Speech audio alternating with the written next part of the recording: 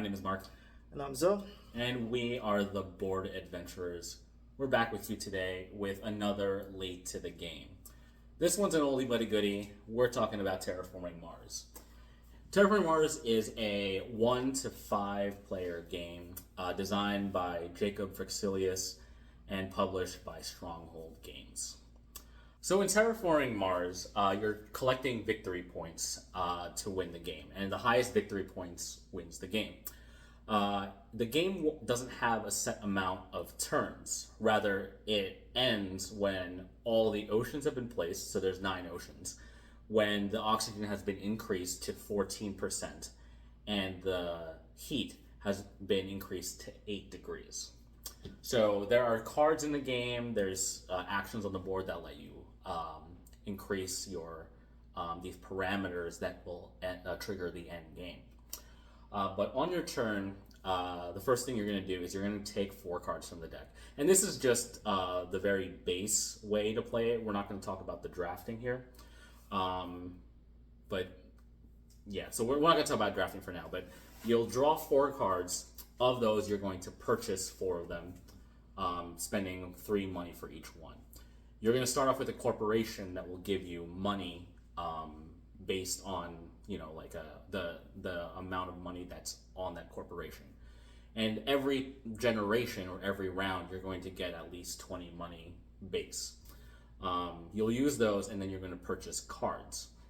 Those cards will vary from green cards to blue cards to red cards, and they do all sorts of different things that we'll go into detail in a little later. With those, you'll play cities on the board. You're going to plant greeneries. You're going to capture milestones or awards, increasing production. But that's the general basis of what Terraforming Mars is. Yeah, that's really the base of it. What do you think?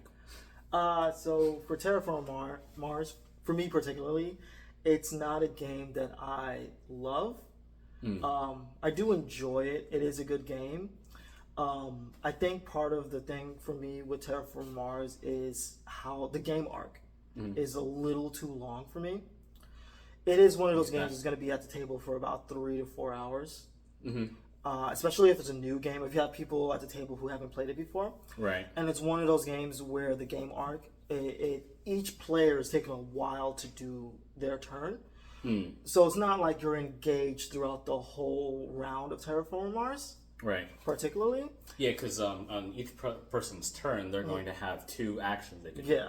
And of those 2 actions, you can do a variety of things, from playing cards to building cities out on the board to getting other milestones. And sometimes, because you want to combo things together, you kind of want to make sure your actions go into each other like that. And doing that might take a lot of time, because you're trying to iterate through the different actions that you want to do and make sure you make an optimal move, which is understandable. Yeah, for me, it's just too long of a game, and it doesn't keep me engaged throughout the whole game.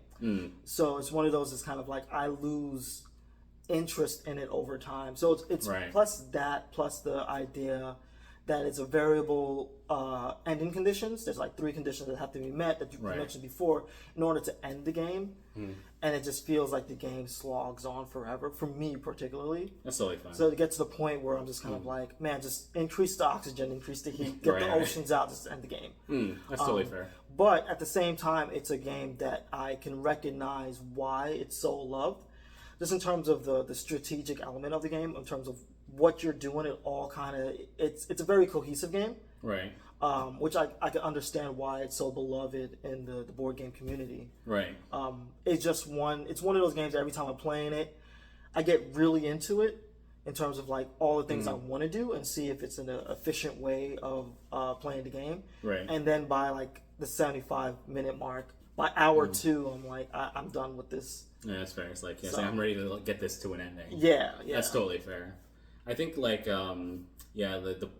sometimes the time becomes an issue for this game, especially if you're playing with a lot more people. I think I've played maybe a couple games at 5 player, and this logged into almost a 4 or 5 hour kind of game. But I have had games where it's like if I'm playing 2 to 3, they have been like maybe as short as an hour and a half, depending on how quickly you can get those parameters up there. Yeah. Yeah. But when it comes to like the gameplay, like how's the choices, do you think, in this game? Yeah, no, that's the best part of the game, right? There's so many things you can do, and every strategy is a viable strategy in order to win the game. Yeah. And especially if you're playing it as card drafting, right? It's probably one of the better card drafting games because there's so many avenues that you can take. Yeah. That it really is, you can hone in on a particular thing that someone on like a 5-player game, someone on the board is not even doing the same things that you're doing, right? And they have their own viable option. I think the issue then with drafting is that you're going to add, like, because everyone is taking a card and then passing it over, you're adding almost like another half an hour to the game. Yeah, like just on basis, just on a generational thing. Yeah, but that's the best way to play the game. Yeah, totally agree. I agree with you on that one. Like you should draft if you can, but if this is your first time learning it, I think to have a shorter game, you need to have just pass 4 cards, and then buy off of what you have. Yeah. I think that the first time you're playing the game, you skip drafting. There's enough options in the game. Yeah. But if your first time, you're going to be overwhelmed by the things you can do. Yeah. To the point where you're not sure what to do. Right. Oh no, exactly. Eliminating the drafting on your first game of Terraforming Mars is probably ideal, so you can give yourself a chance to learn how to play the game and what kind of works together in the game. Right. Because like in the beginning, you're going to get a corporation or like a faction almost, and that'll give you your own special ability or effect for the rest of the game. Yeah. And that almost like dictates how many cards you can buy straight up, because there are some corporations in this game from the beginning where they give you like almost 60 credits. Yeah. But some other corporations where they give you maybe say like other production, but it only gives you 23. Yeah. So it gives you some good options in the beginning, because then you have 10 cards to buy from, and then every generation after that or every round is going to be is 4 cards per round. Yeah. And then when it comes to like your own player board, you're going to have a player board somewhere like this. So you're going to have different kinds of production. So you'll have money, steel, titanium, plants, energy, and heat. And the whole idea with these is that steel and titanium are going to help you buy cards a lot more cheaper. Plants will give you greeneries on the board, which give you points. And then energy kind of like functions well in terms of spending for blue cards for the most part, maybe using them in conjunction with building cards to build maybe cities or other kind of like other cards. Yeah. And then any excess turns into heat, but you have, a combined heat production too. That'll increase the heat, like almost like to the top. Yeah. So there's a lot of things that kind of like synergize themselves well together in this game. And then when it comes to cards, you'll have 3 different kinds of cards here. You'll have green cards, which give you typically production, which is this brown box at the bottom. Then you have effects, which are like events. So they're red cards. They are like a one-time kind of ability, but they give you some stuff at the bottom. And then blue cards typically come with either an effect or an action. And so, for example, on this one gives you 1 point, 1 credit off of every card that you buy. So like there's some cool things that make you kind of like how do I build myself efficiently to go down this certain road, and how do I do it in the most effective way possible without killing myself for the round in terms of money. Yeah. But yeah. Cool. So in terms of buy, play, or skip altogether, where does this rank for you? So like, I'm not gonna lie, I love this game. This was at one point one of my favorite game ever. It's fallen off a little bit, but I still love the mechanics of this game. My wife and I still play this game a lot. During the pandemic, this is the game we played almost every day. And I will gladly sit down and play a game of this. I think I wouldn't recommend anyone ever playing their first game of this as a 4-player game, or even a 5. 5 is that's insane. That's that's a little too much of a jump for anyone just starting this.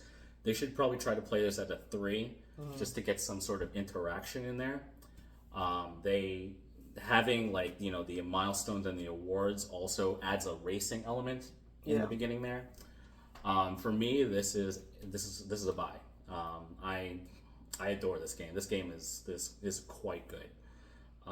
The only caveat I would have is I think the length could be a problem for people, and that's why it's kind of fallen off my favorite game, because sometimes you need to play a game that is less than like 2 to 3 hours at a time, and because of that, I would think I'd lean towards more of a play before you buy this, because if you don't like longer games, you might not like this game. You might not like sitting waiting for someone, kind of like you said, to have to wait to take their turn.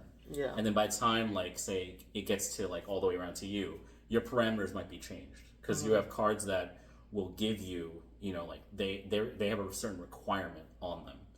And if it gets back to you and you realize, oh, this requirement is now fulfilled because someone increased the oxygen. Yeah. Now I can play this card. Now I have to think again. So if you play with a lot of people that think a lot, and they like to make that perfect turn, play with a shorter, a smaller amount of people. Definitely try not to play this at least first time 4 or 5. No, definitely. For me, this would be... before I say whether or not I'll buy, play, or pass, I want to add the caveat that I'm in the minority in terms of opinions on this game. This is a game where there's not going to be a lot of people who don't like this game. Most people love this game. So for me, this is a play leaning on skip. But that is with the caveat of whether or not you like really long games. Right? That's totally fair. Because that player count, right? That takes a long time, and some people love their shorter games. Well, not only that, I don't mind longer games, but longer games in terms of where it keep you engaged throughout the whole game itself. There are long games that finds ways to keep you engaged on other people's turns. This is not that game. Right, you are going to be kind of you play and then you wait till it comes back to you, and that may be in 15, 17 minutes. Yeah. So that's kind of why the game is kind of long. That's what I don't like about the game. And I will admit, there are times that I played this game and it kind of feels like there is a person that could possibly snowball it early. So there's a little bit of luck in that beginning, where if you're drafting the wrong cards and they're not synergizing with your corporation, and someone luckily, someone gets a great card that matches their corporation right off the bat, and they start to snowball down that road, it becomes a rough game, especially if it's going to go long. I can see where people start to push themselves out of that. Yeah. So it's very possible in this game, but for me, I'm willing to overlook it because of the actions that can. Yeah. No, 100%. So for this game, it's leaning on a play, on the edge of a skip. But I do think it deserves a play, because I do think most people are going to enjoy this game. Just for me particularly, it's just okay. Yeah. Okay. Cool. That's totally fine. Yeah. All right. That is our review, our late to the game review of Terraforming Mars. Yep. All right. I'm Mark. So, we'll see you in the next one.